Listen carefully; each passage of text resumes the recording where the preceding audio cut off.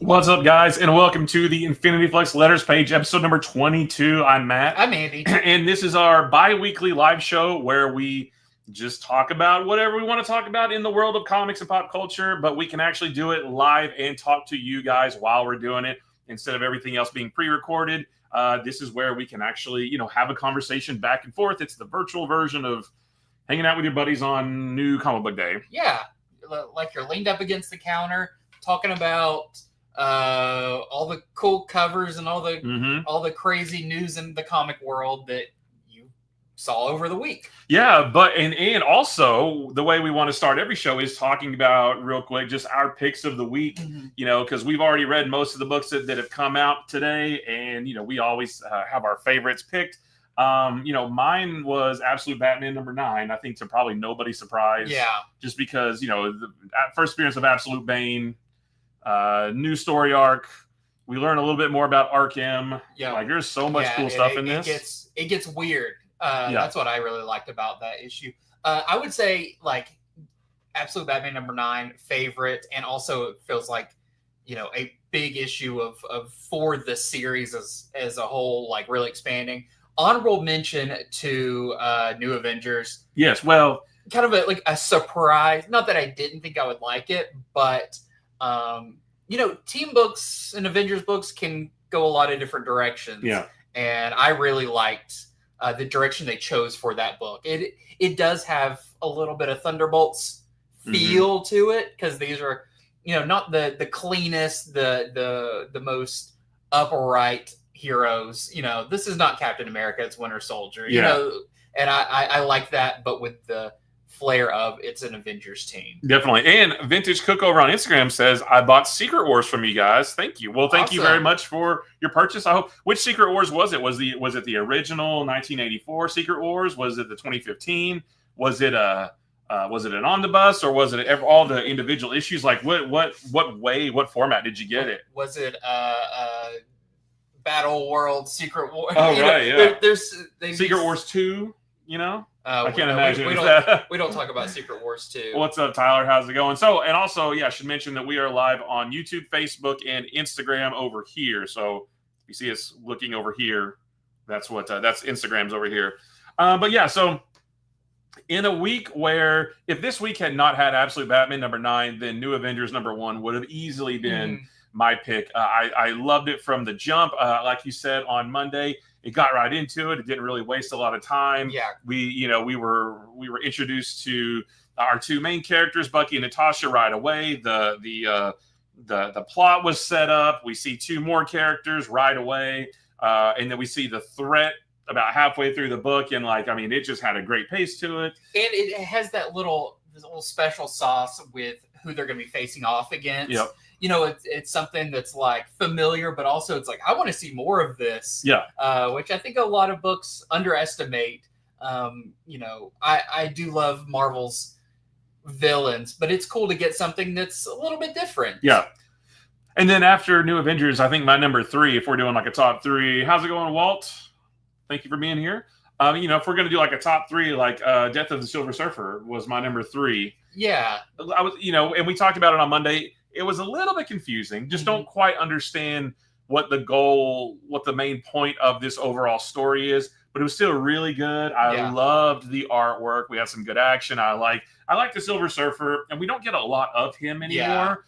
We haven't really gotten a lot of Silver Surfer since the 90s, really. I mean, there's been some mini series here and there, and he pops up in events and things like that, but we haven't really gotten a big heaping helping of Silver Surfer in a good while. And this sort of filled that bill, kind of scratched that itch. And so, a little confused with the story, but I think once we get into it, probably with one more issue, it'll make more sense. Yeah. The first issue was definitely introducing us to that new character. And it wasn't until maybe the last 2 pages where you see this is going to be, I still don't know what I'm looking at, but this is definitely going to be the story. Especially the last page, which was crazy. Yeah. That's exactly right. Well, Silver Surfer Black, has anything come out since? And I don't think so. Not Silver Surfer. Well, you know what? I take that back, though. We did have the Dan Slott Mike Allred Silver Surfer for a while. Before Silver Surfer Black, though. Well, yeah, but I was just saying we haven't had much since the 90s, but I forgot we did have that series. So Doctor Who Surfer? where Silver Surfer and a companion go on wacky trips through space and time. Which I actually did not read that. That didn't really look like my cup of tea, but I know that there are a lot of fans of that series. And there's enough issues to make an omnibus of it. So, my bad. We had that too, but there's still. Yeah, but if you're speaking about books that like have Silver Surfer in the title, there's basically that. There was a mini series. Do you remember the mini series where the metal like melted off of him? I forgot what around that was. There was one where the artwork was crazy good, and I want to say it was around the 2010s, maybe. Yeah, that's probably what I'm thinking. Yeah, like it was like the scene was like him like crashed in a big crater, and then he gets up and like the metal like melts off of. I think Greg Pak wrote either one or two Silver Surfer miniseries around that time. Well, that makes sense because he wrote Death of Silver Surfer also. Yeah, and Silver Surfer played a part in like World War Hulk or Planet Hulk. Yeah. He was in Donny Cates's Guardians of the Galaxy a little bit, but yeah, growing up, like Silver Surfer was like a character. Like I knew Silver Surfer, and it's funny now to look back and be like, he's not really around that much. Yeah, like I said, he shows up places, but there's just not that presence. Like, you know, I think back when I was a kid, like Infinity Gauntlet and Infinity War and stuff like that. It's like when the Silver Surfer showed up, it's like, oh, it's okay. You know, Thanos is like snapped half the galaxy away, but Silver Surfer showed up, and Adam Warlock's there too, so we'll be fine. You know, but now. How about those Mark Spears covers for Absolute Batman, Superman, and Wonder Woman? I don't usually just buy for cover art. So I'm not the biggest fan, or let me say that like it's good art, but like it's not my taste. I don't usually go for like the more realistic painterly stuff. I like the more like stylized 2D kind of stuff. Just a preference, just an art preference. Yeah, I'll withhold giving my big opinions. I'm not a big Mark Spears fan. But I like that people like him. Oh yeah. But yeah, I know he uses a lot of 3D models and stuff, and that's not my favorite thing. Well, with the exception of Alex Ross, I should say that I love Alex Ross. Well, Alex Ross uses a lot of like human models, and stuff that gives it a very organic feel rather than kind of a stiff.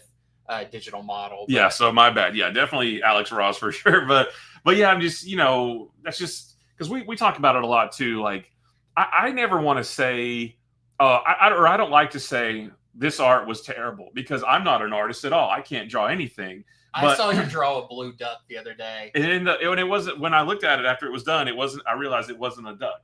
And after I drew it, then the picture of the duck popped in my head. I was like, oh, I should have done this instead. But it was not. That's art. Sometimes it starts as one thing. Sometimes it ends up being kind of a flat-billed Twitter bird. Like, well, it wasn't intended to be the Twitter bird, but that's what it looked like. But so I don't like to say that any art sucks because anything in a comic book is better than what I can do. But I do have preferences, and I prefer more stylized, 2D, non-photorealistic, because Rob Liefeld has said it best in his podcast before. Like, if I wanted to see photorealistic art, I would look at photographs. Mm-hmm. He said, I read comic books to see things that I don't see in the real world, and I'm the same way. Like, so when somebody like Ed McGuinness draws everybody as big and swole like that, that's not what the real world looks like, but that's what I like to see in comic books because I don't see that in the real world. So I like seeing that kind of stuff.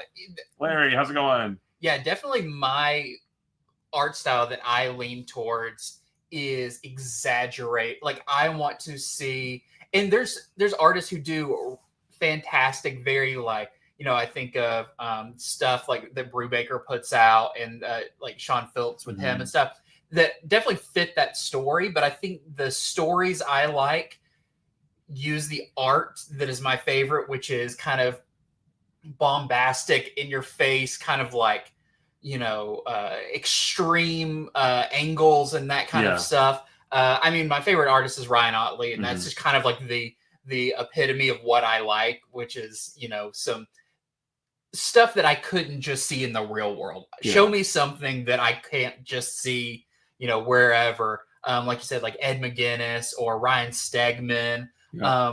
I don't need things to be realistic in my comics. Some people love that. I'm just a little bit more like, I don't know, grew up in the 90s where I like, say whatever about Rob Liefeld, but some of the stuff is just fun because it is so extreme, no pun intended. Right. So over the top, but in a good way, Yeah. because that's what you want, especially out of books full of action. I want to see like big hulking superheroes smashing things and actually a lot like Daniel Warren Johnson. I was about to say, Walt mentioned Daniel Warren Johnson, who, also the epitome of like action so big, a movie budget couldn't afford to do that.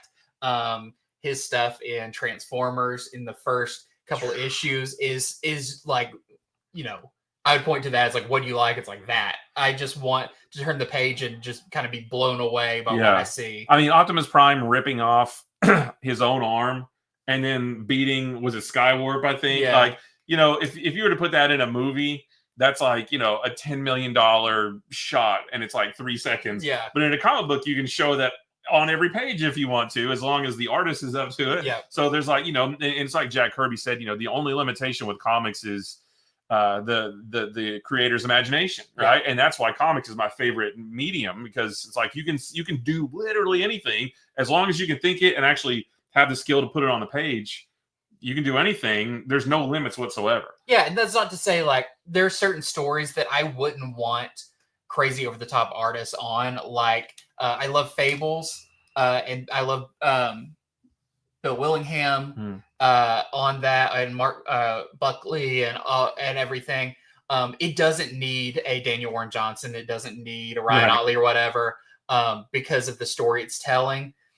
But the art that, like, if I'm gonna make it the wallpaper on my phone, it's gonna be one of the artists that's really big and bombastic. Yeah, like, Dan Mora is my favorite artist right now, but I don't, I want him on every book, but I don't need him on like Beneath the Trees, right? Yeah. Patrick Horvath's style works for that book. These like little, more a little bit more simplistic, a little bit more flat colors and that kind of thing. Like that art style absolutely works for that story. So I don't need anything other than that. Especially for that book with the storybook feel of it and everything. Right, yeah. It would have it would read completely different with a different art style. Yeah. That definitely fits the like busy world of Richard Scarry, and it leans into the innocence. So when it does take that hard turn to the like gruesome, it works even better. Yeah, really jars you. If you put like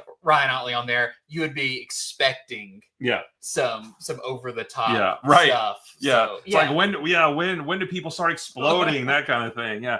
And Walt says, to be fair, I haven't bought a Spears comic. Are his interiors the same? Yeah, so the interiors look the same as the covers.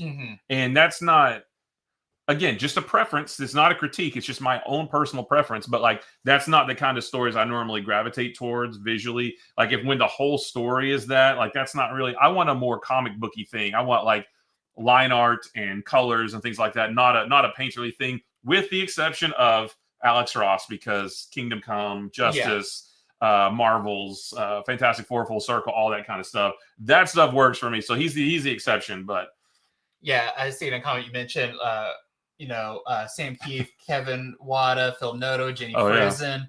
Like Jenny Frizen's one that I love her covers. I don't know how Jenny Frizen would do on interiors. I don't know if she's ever tackled that, but I know as for like covers and everything, she's an incredible artist. Yeah, and again, like, these are not critiques. These are just like preferences. And now Andy's an artist, so he can probably critique a little bit more than I can. I don't have a leg to stand on with this kind of thing. But yeah, again, it's just preferences. It's not like, oh, this is awful, this is terrible. Because there's a lot of folks like, one thing that has prevented me from reading Brian Michael Bendis' Daredevil is I'm not the biggest Alex Maleev fan, because it's more photorealistic. The characters are a little bit straighter and skinnier, not quite as big and muscular and that kind of thing.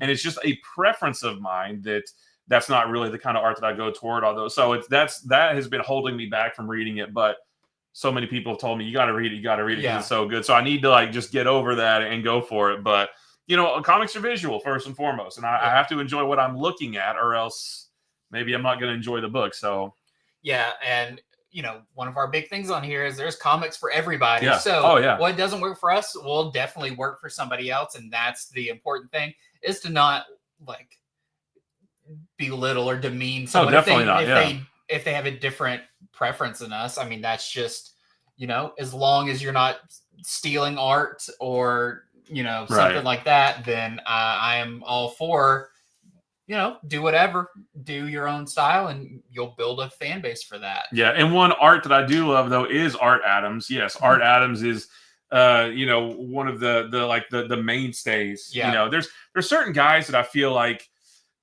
when like they are the on model, so guys like Art Adams, guys like John Byrne, maybe Neil Adams in there, and then nowadays Dan Mora. I feel like when guys, there's certain guys when they draw Batman, that's what Batman should look like all the time. That is the standard for what Batman should look like, or Superman, or John Romita Sr. drawing Spider-Man. Like that's what Spider-Man should look like, right? Garcia Lopez. Oh, Jose Luis Garcia Lopez. Oh gosh, that's the quintessential. I mean, that is literally the book on the style guide. DC. George Perez, Neil Adams, people like that who really shaped what some of these characters. When you think of the character, it's probably one of those people's versions of that character. I love those guys too. Growing up, especially like in the 80s, anytime I thought of Superman or Batman or Wonder Woman or Aquaman or anybody, in my head it was Jose Luis Garcia Lopez's version, because he's the one who did the art for the cards, and that's what on the lunchboxes and stuff, it was his rendition. Like Super Friends was very much inspired by his designs for all the characters. Yeah, especially like the last couple seasons, the Galactic Guardians, Superpowers, the Galactic Guardians. I think the very last season, that's what I was watching that stuff every Saturday morning, and they were modeled after his work. And so like that's still to this day like what I think about. It's definitely what I thought about as a kid, because anytime you saw Superman merchandise, it was his version. He had the shorter cape, which I love the shorter cape, like maybe down to the back of his knees, not like a big cape like Batman, like that kind of stuff. So there's there's certain guys there's certain artists. It's like, yes, that's what that character should always look like, If more people want to tell us like who your go-to, like if you think of a character, like what artist is, what version you think of, whether it be an artist or like a certain storyline, or I mean, for me also like Batman, I think of like Bruce Timm. Batman animated series is such a staple in my mind of and a very iconic version of Batman. Yeah, I always think Jim Aparo is one of my top Batman guys, because that's 80s and 90s Batman right there, and then him and Norm Brayfogle kind of like go hand in hand for me, because that's that era of Batman. Jim Aparo always drew Batman like with the black like nose, like the black, like he always colored it black, so that was very distinctive with him. And is his the one? Is it a Detective Comics issue with Batman, like kind of in the distance in the rain, where he's almost completely blacked out, but his cape is really, or is that Norm Brayfogle? That's Brayfogle. Okay, yeah. I think of like that. Yeah. Also, because that also feels like it starts to lean into like the Tim Burton movie. Like you start to get a little bit more creepy cape Batman. It's kind of almost Spawn the way it moves, and it hangs off of Batman. And then there's when Todd McFarlane drew Batman, and the cape did exactly do that. It defied gravity and could grab people and stuff. But then there's some artists that I think can go too far with the stylistic. Like I was never the biggest Kelly Jones fan. Kelly Jones had a long run on Batman, and just again, personally for me, my own preferences, like I never really gravitated towards that. Or Sam Keith had a lot of work, especially in the 90s, on the Max, but also did a lot of the Marvel Comics Presents, at least the covers and that kind of stuff. And I was always like, that's a little bit too far into the stylized for me. I would like to dial that back a little bit. But there's and there's certain like artists I really like on one thing and don't like on another thing. Like Kelly Jones, I like when Kelly Jones does stuff like Swamp Thing. Yeah. Like a little bit more horror yeah. Based. I was talking to somebody in the store earlier who was reading The Moon is Following Us. Oh, yeah. And talking about Riley Rossmo, who I thought was a great artist on Harley Quinn. Yep. And then I didn't really like Riley Rossmo's stuff on that Robin series. Right, same. And it's funny, it's like it's the same thing, but it's the where you fit them in. Yeah. Certain artists just excel in certain areas or genres. Yeah. Like I always thought, I love John Romita Jr.'s stuff, work on Punisher, Daredevil, Spider-Man in the 90s. But then when, he started doing like DC stuff and Superman, and even like, not even, because that's later, but in that same era when he started doing like Uncanny X-Men. And I know he worked on X-Men like in the 80s too, but, in the 90s, it didn't work for me for some reason. Like, but Punisher, Daredevil, that kind of stuff, like it totally worked. And then, when he moved to DC, he started doing Superman. And I think he did All-Star Batman with Scott Snyder.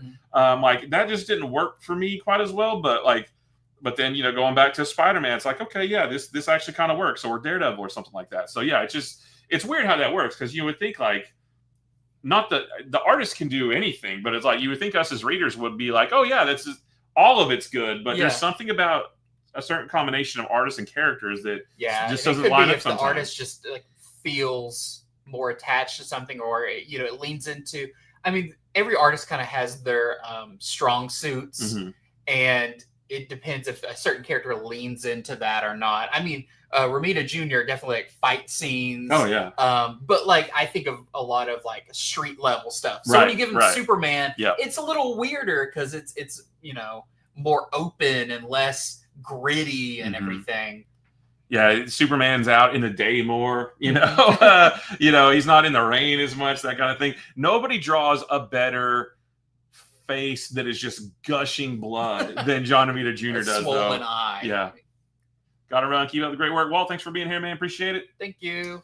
And it's even in this the Zeb Wells run of Amazing Spider-Man, which say what you will about that, but in the earlier issues, I remember there was, I think it was like issue 6 or something, where Tombstone just kicked the crap out of Spider-Man, and even though he had his full mask on, there was just blood just pouring through it, and and I'm like, that is so like typical John Romita Jr. stuff. Like that's what he does. And I was like, Peter's jaw has got to be like off if that much blood is coming through the mask, right? But yeah, John Romita Jr. like does that kind of thing so well. The name changes. How's it going?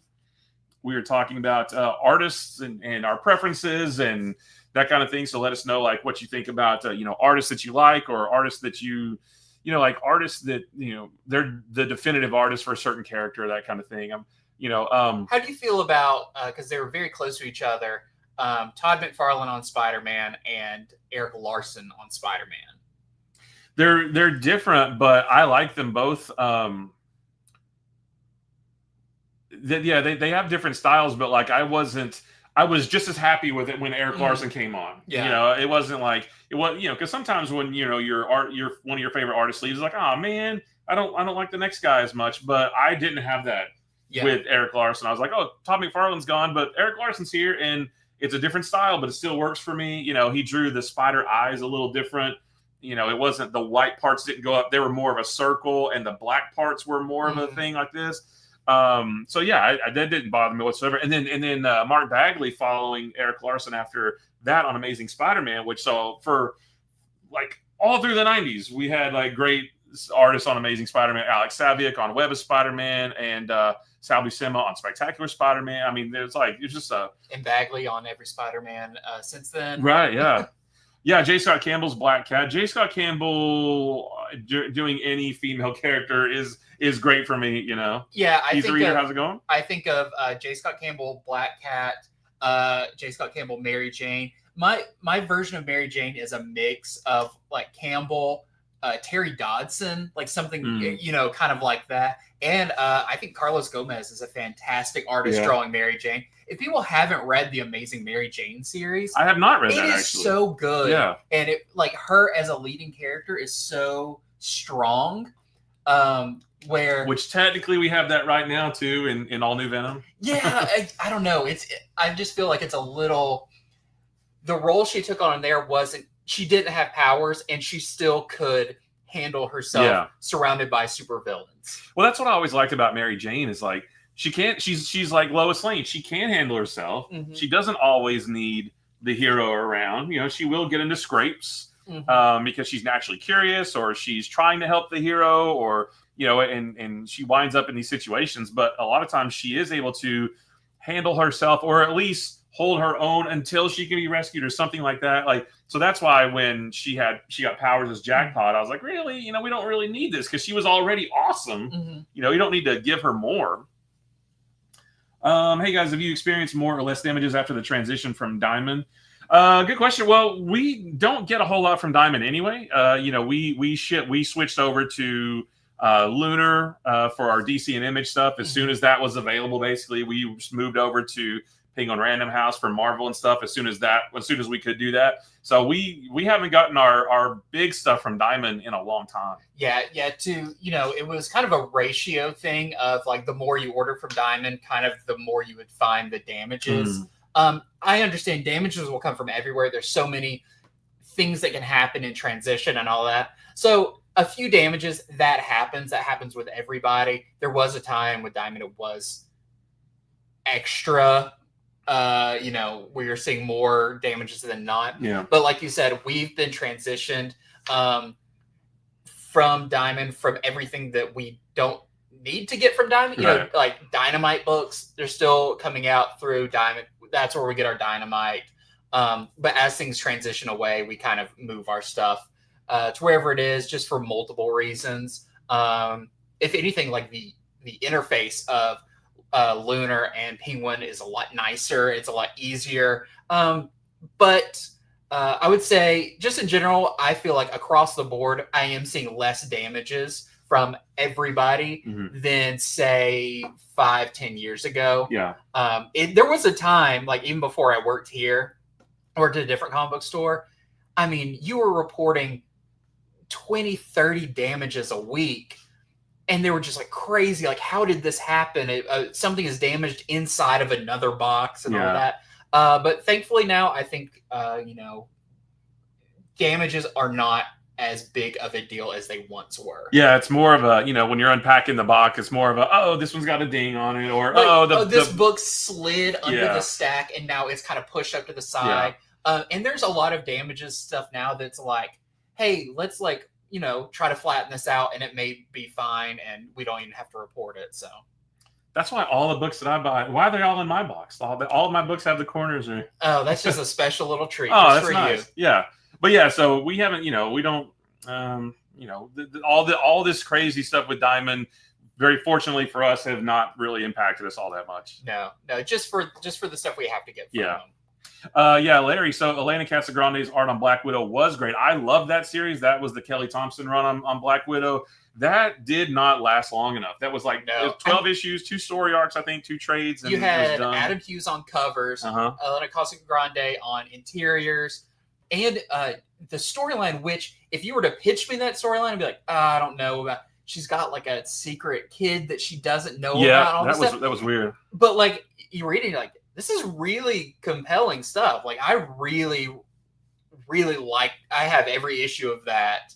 And that's a great point too. Like that shows the importance of letting a story play out. Because at the beginning of that series, I was like, wait a minute. She lost her memory and she's married with a kid, and I don't want this for Black Widow. But by the time that particular story was done, she got her memories back. She made the decision to, I don't remember what it was, like she faked her death or something like that. Yeah, she did that, and then she basically was like, I can have zero contact with them. Like, don't tell me where they go. Right. Because it's too dangerous. And that was heartbreaking. And like that, to me, that's like a great story. It's like, oh my gosh, she made this choice and to go, you know, I mean, it's a tough choice for her, the family that she had, but it's like, that's so compelling. Like she's making this really hard choice for the benefit of her family because her life is so dangerous. You know, like, but I didn't feel that way in issue 1. I was like, this is kind of dumb. But by the time you got to the end, it was fully realized and it was really moving. So, you know, I was kind of arguing with somebody about the new Marvel Knights: The World to Come, and everybody's mad about the last page reveal. And I don't understand why they're mad yet, because that big reveal was on the very last page. We know nothing about it. We don't know what this means. Is it real? Is it going to be permanent? For all we know, Black Panther's going to pop up off the ground and sock, his, well, I don't want to spoil it, but to sock the other character and knock him out and say, no, never mind, I'm Black Panther. Like, you got to let it play out. Like, you got to understand the full story. And it's funny how, we talk about that longtime comic readers and stuff are still some of the most gullible when it comes to, like, we've been through this, guys, like a startling last page that has you outraged. You killed that character? No, but like, that's what comics do. That's how they get you to come back for the next issue. It's a cliffhanger. Things will make sense going forward. And even stuff that doesn't, and stuff that you're like, I don't like that or whatever, it all kind of comes out in the wash later. Yeah. Like, things naturally go back to a status quo. Just let a story ride the story out. Yeah. If you really don't like it, don't read it. But if you are at least somewhat curious, just read it to see, like, what's the writer actually saying about this? Because they didn't just make a crazy decision right at the last second. They're trying to derail or like some people, they're trying to ruin this character. Why would anyone try to do that? Especially when it's your job you're getting paid for. Yeah. There have been very few series that I have quit after the very first issue. Yeah. Normally, I'll at least give it, maybe 2 or 3 just to see, like, where is this going? Even with, the world to come, like, we were just like, afterwards, when we both read it, we were like, what? What even is this? But I'm still going to read the next one just to see, because a lot of times you can't tell, you got to, I don't know, you got to give a story room to breathe. You've got to give a couple issues for it to get its hooks fully in you. Yeah. And, if you, after 3 issues or maybe 4, if you still aren't digging it, then fair enough. You should probably have a pretty good idea after maybe like 3 issues. About 3 issues, I think, you've got issue 1, that's a setup.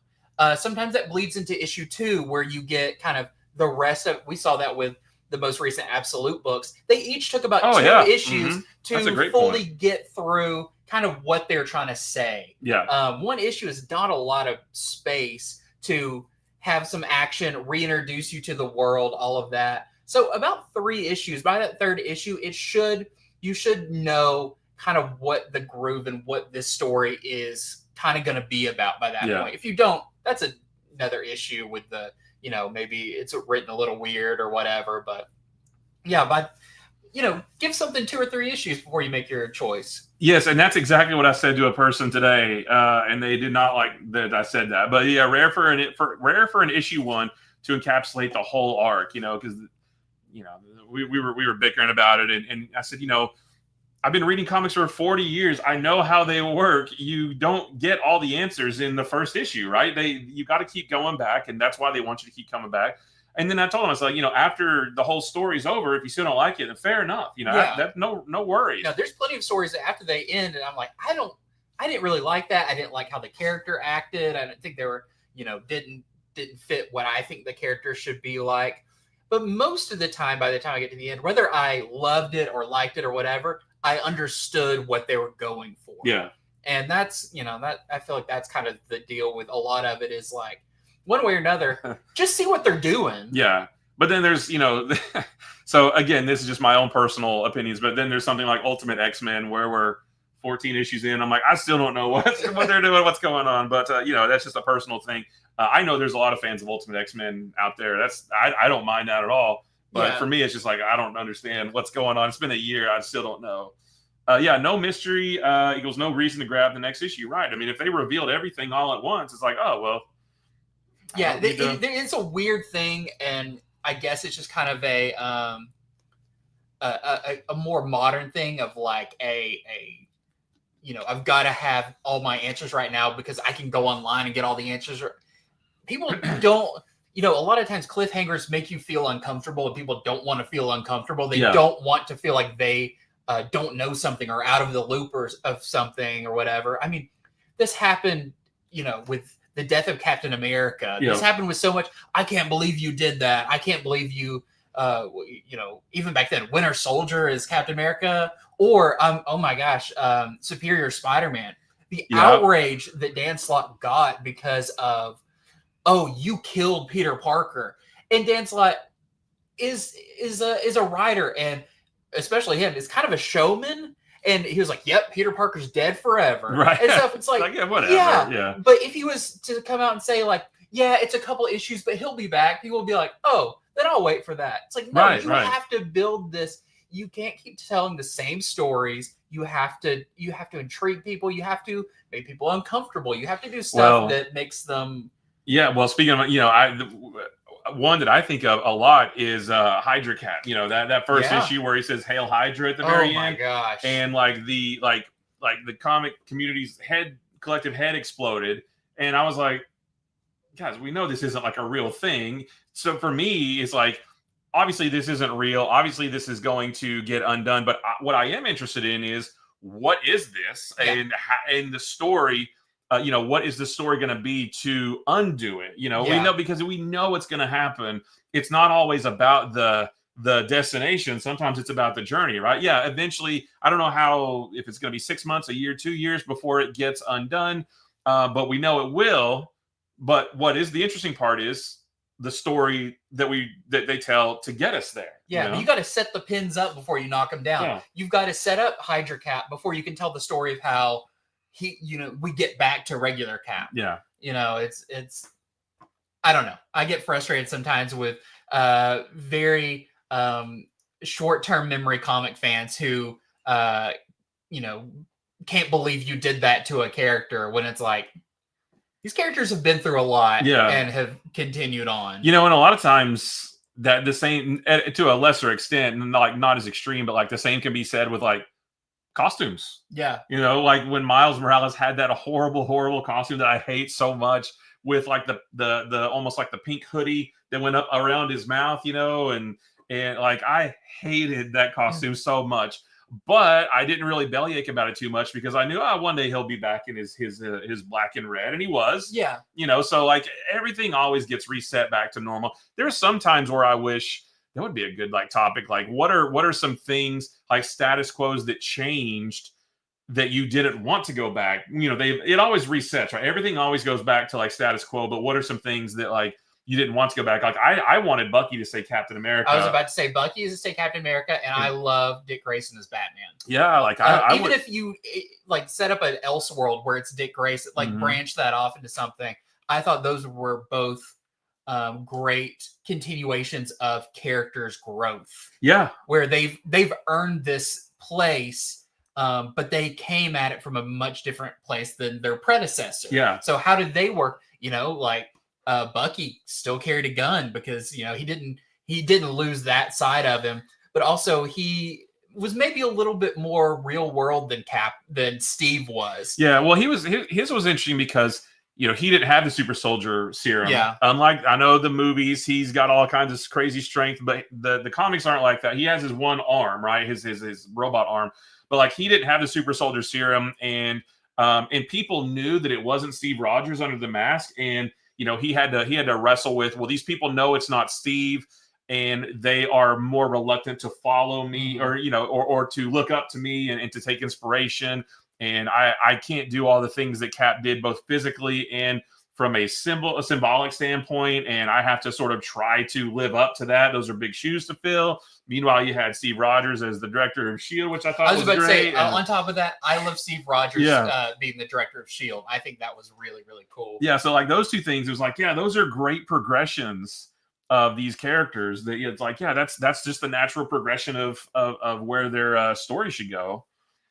I just saw the final trailer spot to Superman. It looks awesome. We got our tickets. We're doing the early Amazon Prime screening on July 8th. So, I'm on full lockdown. I'm trying not to watch any of that stuff. But I'm sure it's going to be awesome. I recently purchased a foil variant TMNT. It came with a white paper like cover attached to the staples, probably to protect the foil. Does it lessen the value if it's removed? I don't think so. No. We actually go ahead and take those off when we're doing it. We're trying to sell a cover. We're not trying to sell a piece of paper that's stuck to a cover. That piece of paper is not the cover. Yeah. And they're very easy to remove. You just kind of fold them and then pop, and they come right off. That's like, I don't know. I guess some people like a book if it's in its poly bag or whatever, but I keep the poly bags, even though like I cut it open, but when I'm done reading it, I put it back in the poly bag. But even the poly bag is more part of the book than this piece of paper is. Yeah. This is almost like we get like collections of stuff, and it's like got like a zip tie around it. It's like I can't take the zip tie off because it's like no, that's just like part of the transportation. Yeah, that's the bubble wrap. Right. Part of it. They just have to attach it, to it to keep the cover good. But and I love it. Look up. Yeah, I will be looking up on July 8th. I'll miss the whole movie. I'll be like, what in the world? The movie's over there. You're looking up here. You're going to get hit by a car. A bird's going to poop on your. Oh, that's right. Oh, it's getting the eye. Well, I got to go. Yeah, guys, we got to wrap up. The store's about to close. Andy's got to go shut everything down. I don't have to do anything, but because I don't know how to do that. But yeah, we appreciate you guys hanging out with us. We will be back in 2 weeks. That will be on the 25th. And we will talk about more stuff. But yeah, thanks for hanging out with us today, guys. We'll have more videos on Friday. We've got a huge preview video on Monday coming. So yeah, appreciate you guys hanging out with us, and we will see you guys later. Bye. Still bye.